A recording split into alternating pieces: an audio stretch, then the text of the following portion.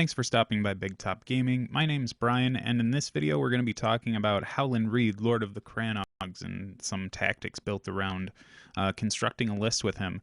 So this video does come with a pretty massive apology that goes out to Heather Carlson. About 7 months ago, this person had commented on a video, I think it was the Othel Yarwick tactics discussion, and they had requested that I try Howland Reed soon, and I had said, yeah, it'll be coming in the near future. So 7 months down the line, and I still can't believe I've been doing this for at least 7 months.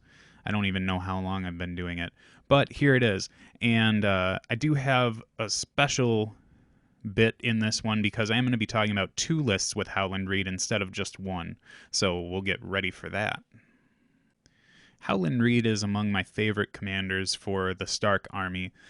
When Howland Reed first came out in Hero Box 1, I think a lot of people slept on him because they didn't really appreciate what he did, and a lot of his cards end up getting better with having Crannogs around, and that was another thing that people had a difficult time with too. I think people still undervalue Crannogs in general, but for the most part, I think people were taking him solely because Howland was a free NCU, which is really good and all that. But I think there's more to Howland than just being a free NCU. His ability, he doesn't have anything outside of his influence, but that he does still claim the zone and do the ability when he claims it, which is nice. But his influence, Hunter's Guile, it influences a... Well, I guess you can influence any unit. I was going to say friendly unit, but you can do it with any of them. While influencing a unit, that unit's attacks suffer -1 to hit. So you're going to want to usually put this on enemy units. I can see like maybe a weird corner case for putting it on your own, but I don't think that's extremely important. But this kind of gives a little bit more of a control-y element to Howland Reed, and the cards that he ends up bringing along kind of support that idea as well. The first one that comes up is the Threat Unseen. This triggers when a damaged enemy unit activates. That enemy must make a panic test, and they suffer -1 to their roll for every destroyed rank. So getting a non-tactics board centered panic test is always good. I think we see that in Melisandre, we see that in Joffrey, and that makes both of them really good. I think Melisandre especially so. But Howland Reed also can modify that to make it a bad, or to make it make the chances of them failing it higher. This card also causes the unit to become panicked if they happen to be within long range of a Crannogs unit. So this is something that we don't typically see in the Stark arsenal, is triggering these panic tests, and especially now, every unit in the game needs to be concerned with failing panic checks due to the way that the new version has altered the way that works. So this card just gets a lot more value now, and it can also help wipe out a unit in the late game if you can't quite get to it with your other things, if there's something that just needs to die. Or think about those scenarios like A Feast for Crows or A Dance with Dragons, where failing a panic test causes your opponent to lose the objective that they happen to be hanging on to. This card's pretty powerful, and again, not something we see in Starks, but supports kind of this more control mentality since Howland can do things from all over the place. The next card that Howland brings is Crannog Traps. This triggers when an enemy unit activates. They end up suffering -2 speed for this activation, and if they're within long range of a Crannog unit, they become weakened as well. So Starks already kind of have this, or at least we see it in some other commanders, kind of screwing with your opponent's ability to charge effectively. We're still manipulating the table and making it so that if our opponent feels like trying to make a longer range charge, like rolling for 3s is pretty comfortable because you're more likely to succeed those than fail them.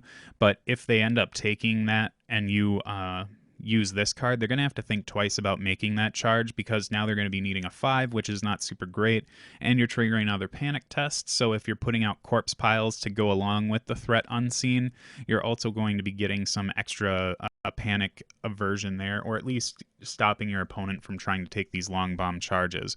It can also make things really difficult if they're charging through one of those corpse piles or bogs.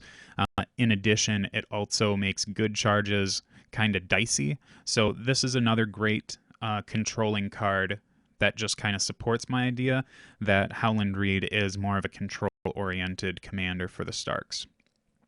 The last card that Howland Reed brings is the Bog Devil Ambush. This triggers when an enemy combat unit activates. That unit suffers D3 plus 2 automatic hits, and if they're within long range of a Crannogs unit, they suffer -1 to the defense save rolls for those hits. So again, looking over all these cards, having Crannogs on the table is going to be really helpful. Every single one of these cards gets a ton better when you have these conditions met. But just being able to zap your opponent for D3 plus 2, that's quite a bit. You're at bare minimum, you're getting 3 hits, and at max, you're getting 5. So throwing an effective Sundering on top of that is going to do quite a bit of damage. So we got 2 cards that do out of activation damage to opponents' units, and then the other card we have really restricts their movement and stops our opponent from doing what they want to do. So having these direct damage cards really helps out to forward your overall goal of just trying to smash them down. This can also help in weird situations where you need to contest something and a unit just maybe didn't come or it just fell short of being able to do that, since the way contesting works now, you have if you have more ranks than your opponent and they happen to be sitting on an objective, then you end up stopping them from getting that victory point. This seems just like an overall amazing card, and I think it's one that people focus on a lot for Howland Reed as being one of the big good cards for him, but really every single card that Howland Reed brings is phenomenal and just adds a little bit more of a different element to the Stark army that you might not be able to engage in on a regular basis. So typically when I've done these list builds, I will normally start out with the combat units that I bring and then finish out with the NCUs. But for some specific reasons, I'm going to start with the NCUs first, and to just deal with that right now, the first one is going to be Arya Stark. First of all, she's a very inexpensive NCU. She'll still be able to claim the board and do things, but she's got her once per game ability of never do what they expect. At once per game at the start of the round, one friendly infantry unit may make one free maneuver action. This is a pretty good ability just in general. Like, the fact that she's 3 points is really good. I think that it's not that she's overpowered for 3 points. I don't think you'll find anyone saying that, because a once per game NCU that goes over the 3-point limit has to have a pretty profound effect. That being said, I do think that a free maneuver is a pretty profound effect on the game. I mean, we compare the one that comes to mind right away that's got a once per game deal would be like Illyrio or Tycho, right? And they do pretty huge things, but being able to get a free maneuver just for nothing is quite good too. If you've got the top of the turn, you can get into a pretty good charge position. You might be able to take a side charge with something and get that pseudo sundering going on, also making panic tests a little bit harder for your opponent to pass. And on the top of a turn where you're not the first activation, you can also get a unit out of a really precarious position if you're worried about your opponent charging in. So Arya is a strong pick for this list just because of her price and how we can interact with some of the other units that we'll be taking because of her inclusion. The next NCU I'm bringing is Sansa Stark. Now, Sansa got a little bit of a hit in 1.5 by not being able to search your deck for whatever card you want to bring up, and that is a perfectly understandable and fine adjustment for her. I think that just paying 3 points to be able to get your sudden charges out of nowhere or whatever it is that you needed was a little bit over the top for her. But I still include her in this list because she's a really inexpensive NCU, and I am wanting to flood the board with a lot of activations here. Not to mention that getting some of Howland Reed's cards back can be pretty good, and the Stark Tactics deck in general is still, in my opinion, probably the best in the game.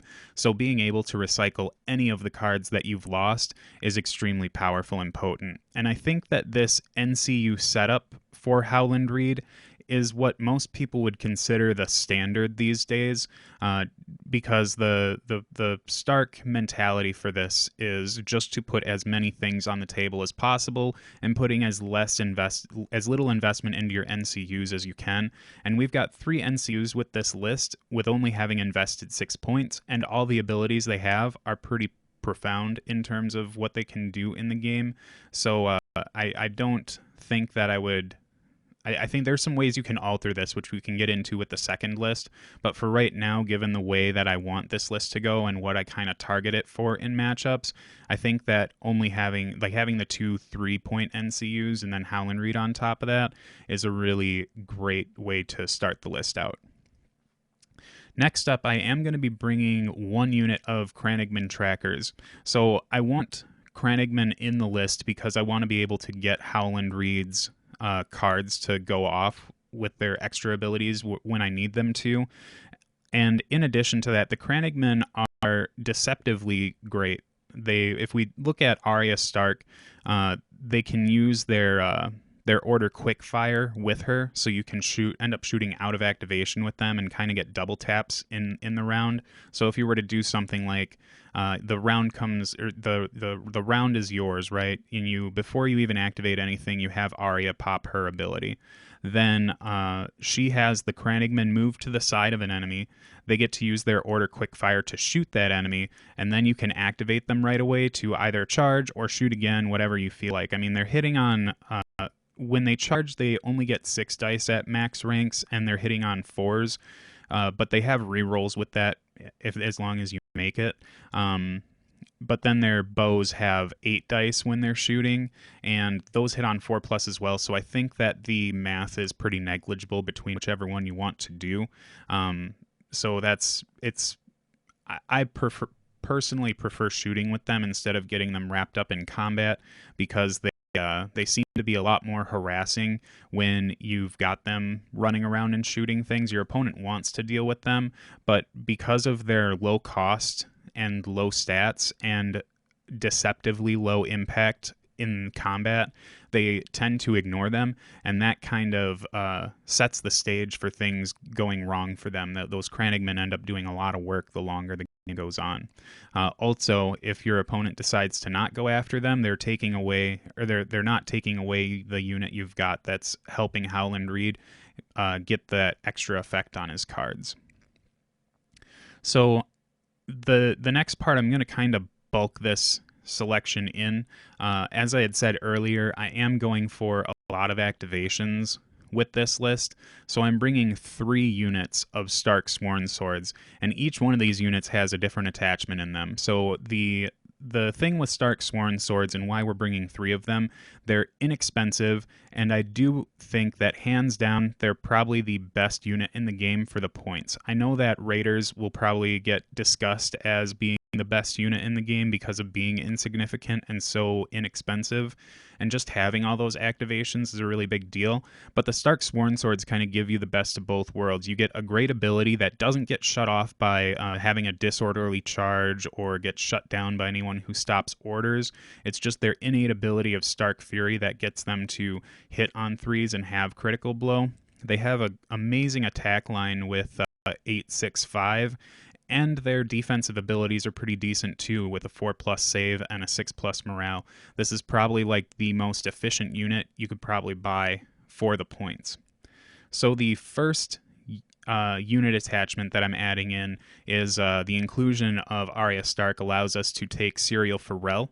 And Serial had a rough start when he first came out, but in 1.5 or 1.4, I can't remember which one it was, he got a pretty big buff.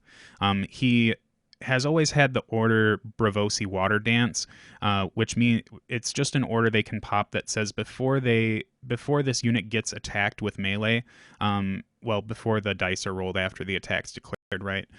The attacker suffers -1 to hit. So if you need the the Starks or Sworn Swords to exist. You can have Howland Reed influence the unit that's trying to beat them up, and then on top of that, you can have the Water Dance go, and they end up getting -2 to hit. That's even Sworn Brothers hitting on fours, fives, hitting on fives. There's not a whole lot in the game that enjoys having a -2 debuff on their hit rolls. Even if you're not influencing, just -1 is quite a big deal too, especially if you're already engaged and they're not getting those rerolls. It's a huge deal and affects the output of someone else's army. So your already decent middle of the line Stark Sworn Swords can become much more survivable with Sirio's Water Dance on them. The change that had occurred was the First Blade's Guidance ability that Sirio comes with, and he just grants the unit precision, which means that hit rolls of a 6 ignore armor saves. Since the Stark Sworn Swords throw so much dice, they're probably going to be hitting 1 to 2 6s every time they throw dice, and that's without rerolls. And if you end up using Stark Fury, which is typically almost every attack they ever make, those crit blows from Stark Fury, they generate an additional hit. And for whatever reason, I understand the logic, but I don't agree with it. Critical blows and precision end up working together. So if you roll 1 critical blow, that's 2 hits generated from a 6, and that means precision ignores those armor saves. So you can increase the output of this unit by a ton. And if you're going into a unit that's got like your 3-up save or something like that, it becomes really dangerous for them to be engaged with something as tiny as Stark Sworn Swords. You know, they're just a cheap unit and the base unit, so people don't think much of them. But with precision, you're making them quite dangerous. Along that same line, in the second unit of Sworn Swords, we're adding Dario Naharis. And his Order Reckless Strikes that ends up allowing them to roll 2 extra dice and then essentially gives them precision as well. So if you're rolling with Stark Fury and Reckless Strikes and it happens to be a charge, the Sworn Swords roll 10 dice and have that same crit blow precision thing going on. Now they might lose a lot of wounds, but we have 3 NCUs, so we can try and heal that back up and keep that chain running. But Dario in a Sworn Sword unit is just another really difficult unit for your opponent to have to deal with, because you've got essentially 2 guys or two blocks of troops running around that are just, they don't care what your armor is. For the most part, they're going to be getting wounds through and they're going to be triggering panic checks, especially if they're charging. Like, it's very unlikely that you're not rolling 6s here in order to get these things to go, especially when you're throwing 10 dice. I think average it's roughly you're getting 2. You're pretty likely to get 2 6s every time. So it's just ridiculous how much you can do with just precision and critical blow working together. So that's the gist of how those two are shaking out and why they are the way they are. We're taking a really inexpensive unit that's extremely efficient and adding more dangerous parts to it. So I think those two are phenomenal pieces, or well, those two modules really. The last unit of Stark Sworn Swords are getting Rickon Stark and Osha. So you can kind of shift where you put Rickon Stark and Osha in terms of the rest of the other unit that I'll be bringing along here. But I think just having one really inexpensive unit of Stark Sworn Swords running around with Osha and Rickon mean that your opponent's going to want to try and take those out, because they're not posing a huge threat. But every time they try to attack them, they're probably going to be triggering the go down fighting that happens to be on Osha. And we have other units that we can dart Rickon to, just to make sure that doesn't happen. Like I said, you can kind of shift where this unit goes. I think some people might be interested in putting them in the Crannogman unit, because the Crannogman do die pretty quickly if your opponent goes for them, and this way it gives them another incentive to try and take out that unit. And as soon as they do, it just means that Rickon darts to another unit, and you've kind of confused your opponent's activation. So it's another control play to move them there. I have them in the Sworn Sword unit because they're just a small spoiler that I have no more Crannogman units in here, and I would like to try and keep that one around. The last unit that I pay for, I guess, is a House Umber Berserkers. So this unit is extremely efficient. They're hitting quite accurately. They've got 8 dice at their starting, and then they end up at 10 dice if they're taking wounds. So just an all-around great unit that I think everybody just comes to love when they start playing the Stark starter box. For this unit, I have opted to put in Bran and Hodor.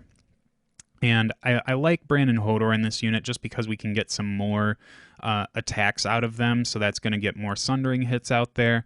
And Hodor can keep these, the Hodor, like, once per game ability, can keep these guys pretty well saved if they end up falling into a difficult spot. If you want to keep them alive a little bit longer, this will allow you to do it. Now, as I said, you could probably shift around the Stark children here a little bit and maybe put Bran and Hodor in a Stark Sworn Sword unit just to get them doing more damage, and then move Rickon and Osha into the Crannogman unit. But I do enjoy having the extra hits out of Bran and Hodor. It means this unit's extremely dangerous right off the start, and having Summer around means that it's even more so. And that being said, we have Shaggy Dog and Summer in here because of the children, and I do think that Shaggy Dog's kind of been promoted to being the best dog in the game. I know that Ghost still has a really great ability, but with the interaction of Sword in the Darkness being taken away and now that his hits can actually be saved, I do feel like Shaggy Dog has gone up in stock, especially since Vicious is such a phenomenal ability right now with the way panic checks work. Again, every unit in the game has to be worried about panic for the most part, and just having a unit like Shaggy that can get to the side easily. You're probably putting corpse piles down, so you're looking at a 4-point swing on panic tests. This one dog with just 2 attacks could easily just wipe out a rank or more on a unit. And then if we talk about doing something like dropping the threat unseen on that unit as they try to kill Shaggy Dog, we could possibly just delete the unit because of what Shaggy and everything else has done around him.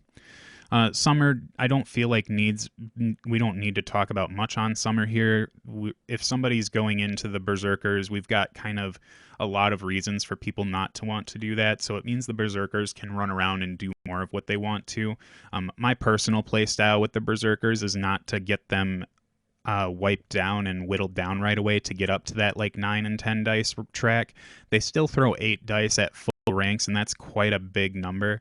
And as long as you haven't used the Hodor ability, you're getting an extra D3 hits with that, with having Bran and Hodor in that unit. So I think that just making them more of a, not a defensive bunker, but they're more of like, you don't want people to start whittling them down right away because they can do a lot of work over the long run.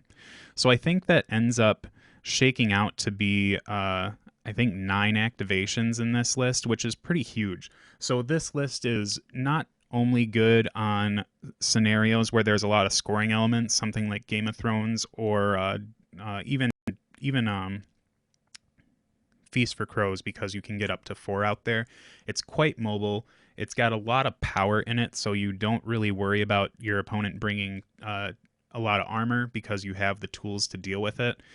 Personally, this is kind of like a solve to dealing with a lot of free folk lists, because you have a lot of activations, so you don't have to worry about them so much kind of out activating you. You have a lot of NCUs that do a lot of relevant things, so you can kind of race the tactics board a little bit and always take one away from your opponent if they happen to be bringing 3 activations in their free folk list. And even something like Shaggy Dog can be really threatening to a unit of Raiders, because they don't have the greatest stats in the world either on their defense save or their morale, so he can start eroding them really quick, and all of Howland Reed's cards really start hurting them too.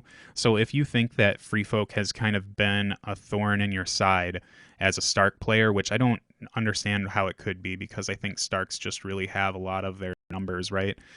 Even whether it's you're bringing, cavalry with good saves, or you're bringing a list like this, you're going to be able to do a lot to them in order to kind of stop them from getting anywhere. Even this list even likes going into elite lists. It's kind of like an all-comer, really. I don't think there's many. Maybe in Fire and Blood I might not want this list, but again, in Fire and Blood you kind of have nothing but great units.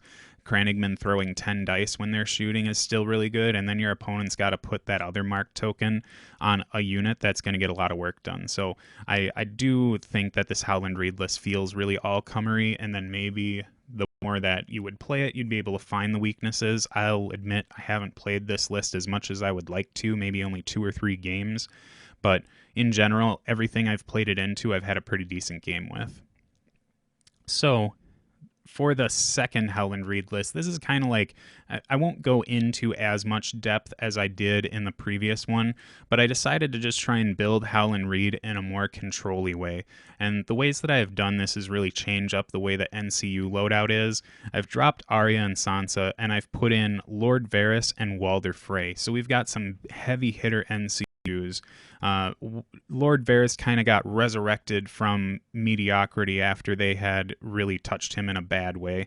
So now he can actually stop things in a more relevant way instead of just having your opponent kind of dodge them. So he gets back in the list to add another control element to that NCU board, since we have 3 NCUs and our opponent might be incentivized to take them early.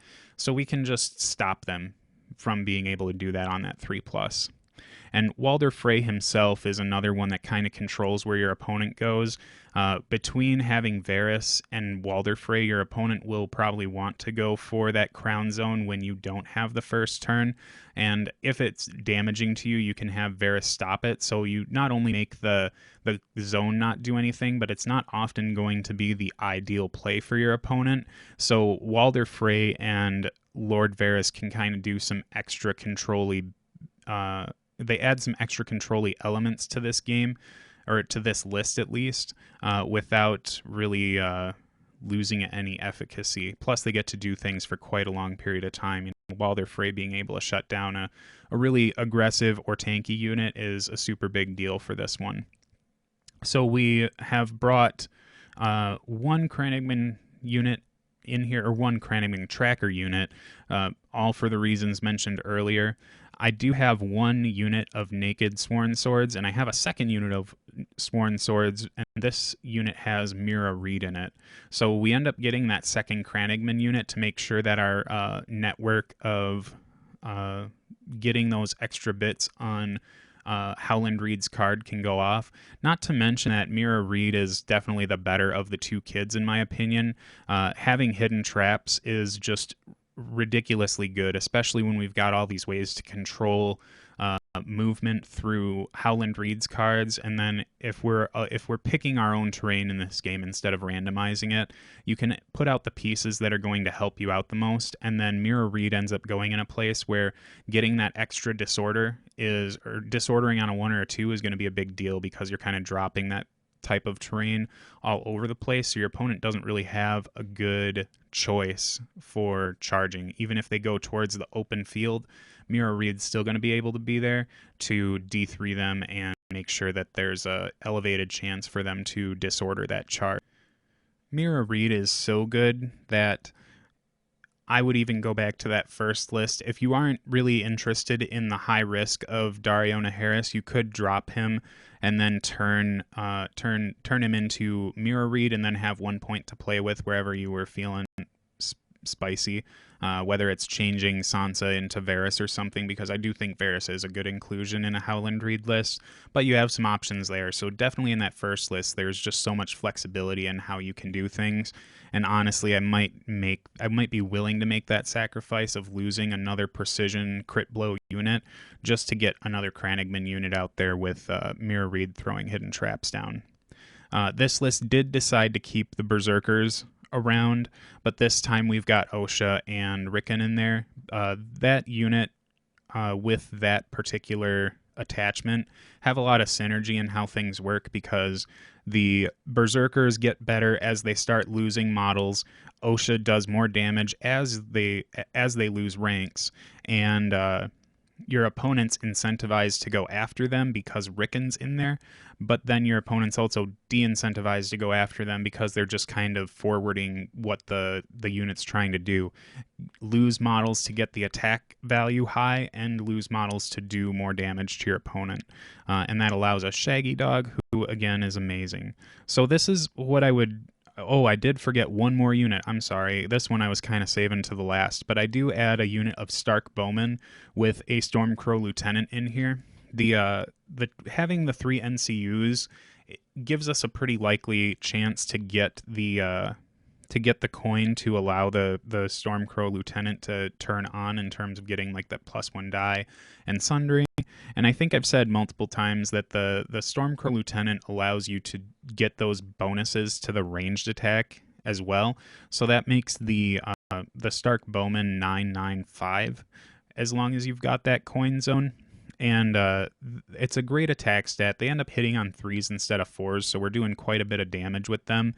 And if they end up failing their panic test, which we're hoping they do because we've got a lot, we'll probably be putting a lot of corpse piles around the table, they end up getting weakened and can't use orders at all. So it's just another controlling piece that does a lot of damage here. So it's kind of the gist of how I've built this Howland Reed list, is that it's got a lot of control elements, but that doesn't mean that it's not capable of doing a ton of damage. And even though we've added that 9 points worth of NCUs, we've still got 9 activations in this list when we've got Shaggy and the other 5 units. Maybe I miscounted in that other list. For some reason I thought I had more than 9, but I do. I have 10 activations in that other list. I just slipped a little bit in my counting. So the difference between the 2 lists isn't massive. It's just that there's a little bit more application of a very specific thought with that first list, in that I want to be able to combat a lot of activations. But with that second one, we've kind of got this more control-y thing.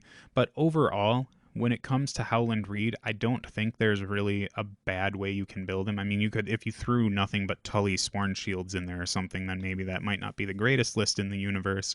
But I do think that Howland Reed allows for a lot of flexibility in how you build him, because his cards that he brings and his NCU don't really point you in any one direction. You can basically do whatever you want, and his cards are always going to be relevant because they're trying to slow your opponent down, make your stuff last a little bit longer, or destroy some of their units outside of their activations.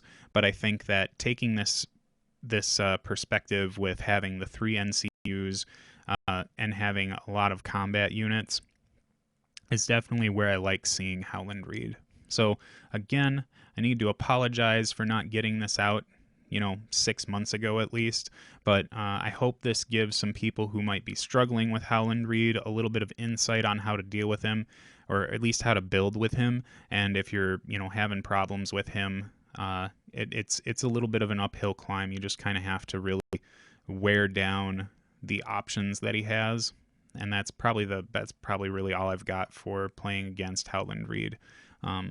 But I do have one more request video, I think, to get out, and it was somebody requesting that I do something with Tywin, so that's probably going to be the next one that comes out, so I can at least get caught up on those requests, so I don't end up saying, hey, send me an idea of what you want to see happen, and then just sleep on it. So I hope you enjoyed this. Remember, if you haven't subscribed to the channel, do that. To see more of these. I kind of release them at a weird schedule and don't always get them out on social media right when I release them. So subscribing, hitting notifications is going to be the best way for you to know when these things come out. And like the video if you liked it, because it does help me out a little bit. And I will see you all in the next video.